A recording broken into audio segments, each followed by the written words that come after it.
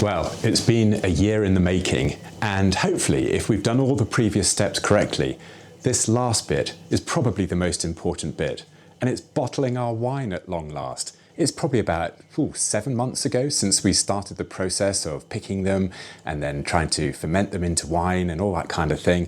And now it's come down to this. So I'm hoping I don't cock this stage up, otherwise the whole year's gone to waste. So without further ado, let's get straight into it. Right, before I get going, I'm going to do one really important step, and that is to sterilize everything, because we really don't want any bacteria in the bottles of wine. And if there is any bacteria in the bottles of wine, we want some way of combating it so that it doesn't turn our wine into vinegar. Okay, before we get going, we really need to sterilize as much as we possibly can all the equipment that is going to come in contact with our wine. So that includes the siphon equipment, the bottles, the corks, what else can we think of? Oh, and the wine itself. Now I'm going to be using potassium metabisulfite. I always get the two confused, but it's quite important to use potassium rather than sodium, because you're not then introducing more sodium to your diet, which can, increase heart, blood pressure, things like that. But anyway, that aside, I'm going to use potassium. Now I'm going to be using it roughly in the ratio of 1 gram per 10 litres of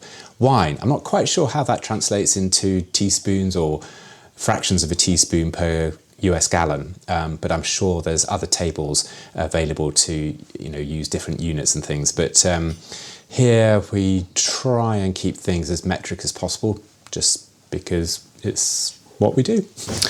So the first thing I'm going to sterilize is the siphon equipment that I'm going to be using. And the reason why is that when I add the potassium metabisulfite to the wine, I'm not going to be dissolving the sulfite in water and then adding that to the wine.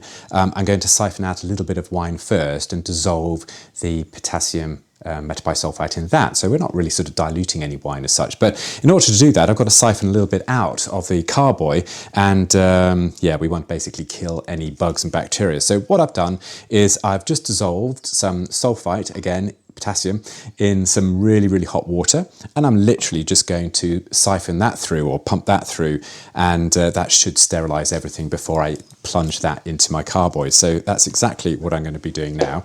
Hopefully I can do this with one hand or two hands and not make a complete mess of it all. So here we go. So I'm just going to suck that up. There we go, that's coming through nicely.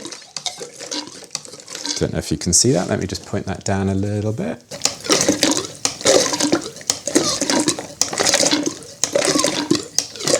There we go.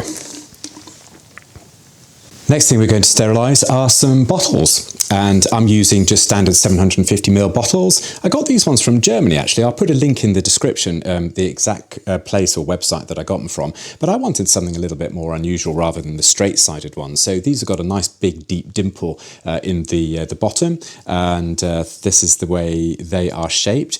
And if you're interested, the hole at the top is 19mm, and we're using, let me just grab one, we're using corks that are 22mm, so there's absolutely no way we can just plunge those in without the special corking machine that I'll come on to later on in this video. But those are the bottles I'm using, but we've still got to sterilize them. So the way I do the sterilization of the bottles is I use boiling hot water, a bit of potassium metabisulfite, and I fill the bottle up to round about that sort of level in the bottom. We don't need a huge amount, because all we're trying to do is just coat the inside of the bottle with water and just let it drain out and then dry. The hot water obviously helps it dry out in no time at all. But the recent thing that I've just bought online is a bottle stand, and these are fantastic. I got this one on Amazon. Again, I'll put the link in the description. But this one actually can stack 80 bottles if you stack all the things on top of each other. I think I've got about 8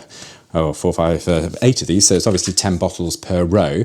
And the other really nice thing is that it comes with a fantastic stand, so that any drips and water that comes out of the bottle just literally goes into the drip tray, and so it's all nice and neat and easy. So what I'm going to do is just swill the bottles out and basically put them on the bottle rack to dry.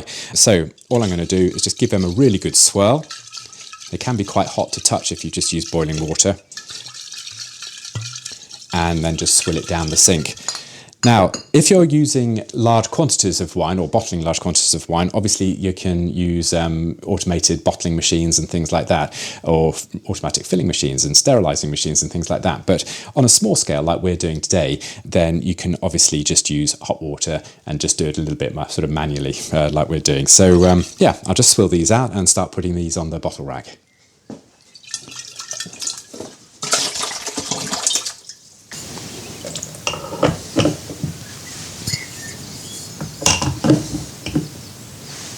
The next thing we need to sterilise are the corks, and these, as I say, are straight-sided corks, and they are going to have just an equal chance of having bacteria in them as anything else. So what I'm going to do is exactly the same, just hot water, a bit of potassium metabisulfate, chuck a whole load of corks in, and then they're all ready to use. Okay, so that's our bottles sterilised, the corks are sterilised, the siphon equipment sterilised, and we've added the final bit of potassium metabisulfite to the wine itself. So I think we're about ready to get started. Now, this is where it could go a little bit messy, but hopefully with this little pump siphon, again, I'll put the link in the description where you can get these from. You don't need to sort of dip this in, sort of suck a bit of wine through and then put the bottle on the floor and, you know, like a traditional siphon. You can actually literally just pump this one if need be. I mean, you can do it the old-fashioned way, but you don't need to. So you can keep everything on the tabletop and you can just literally just pump this thing away and you'll transfer wine from the carboy, demi-john, into the bottle. So let's see how that goes.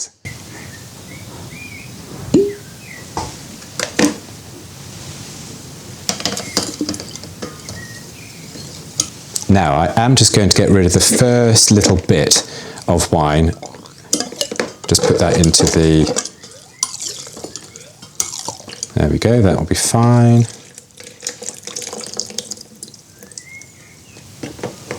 All right, let's start doing it then.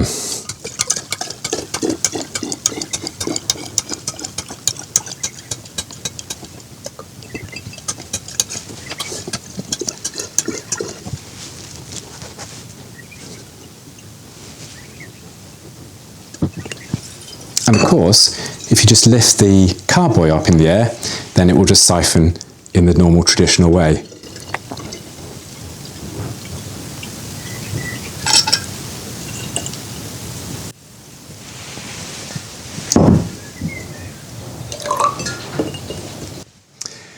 Okay, well, we've got some wine in the bottle. It wasn't the cleanest or the probably the best way of doing it, but yeah, I'll probably have to review that and see if how I can do that better in you know, coming years, as it were. But at least we've got wine in the bottle. But now we've got to get the cork in the bottle. These, as I say, are 19mm holes, and we've got 22mm cork. So this is where the corking machine comes in. So let me just see if I can demonstrate that. This fantastic little tabletop corking machine is simplicity in itself, really, in terms of operation and speed. I'll just see if I can just put a bottle in here and just show you very quickly exactly how it works.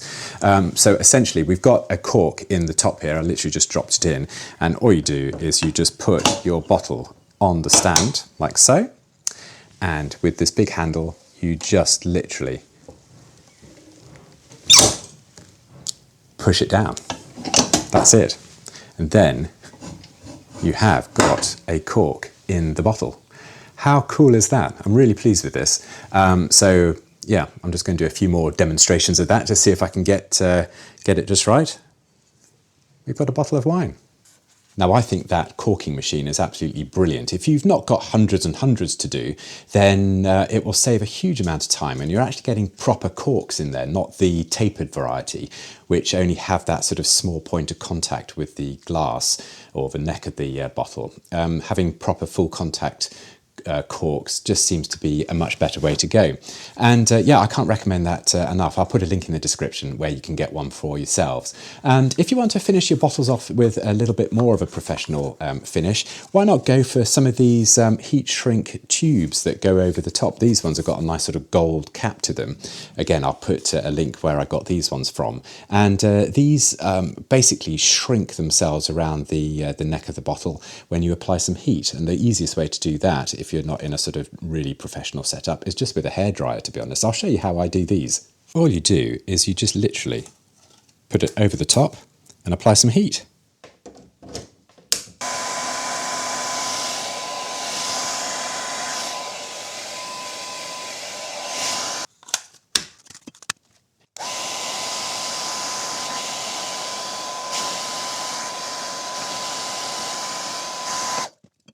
And there we go. Simple as that. Okay, so we bottled 2024 wine and it's now 2025 and we're in the middle of harvesting our new crop. So it will be, you know, going through the whole process all over again. But listen, if you've made it this far in the video, you're an absolute superhero. So thank you ever so much. You're an absolute star. And also, thank you ever so much to my patrons that really help this channel what it is. And if you want a lot more background information about what we do here, especially on the vineyard, then maybe I'll see you over on the Patreon site, where for just a couple of pounds a month or something, it's totally up to you. You get a lot more information on the you know, updates and background information sheets, and no adverts in the videos and things like that. So yeah, maybe I'll see you over there. But until the next video, have a great week and I'll catch you later. Bye for now.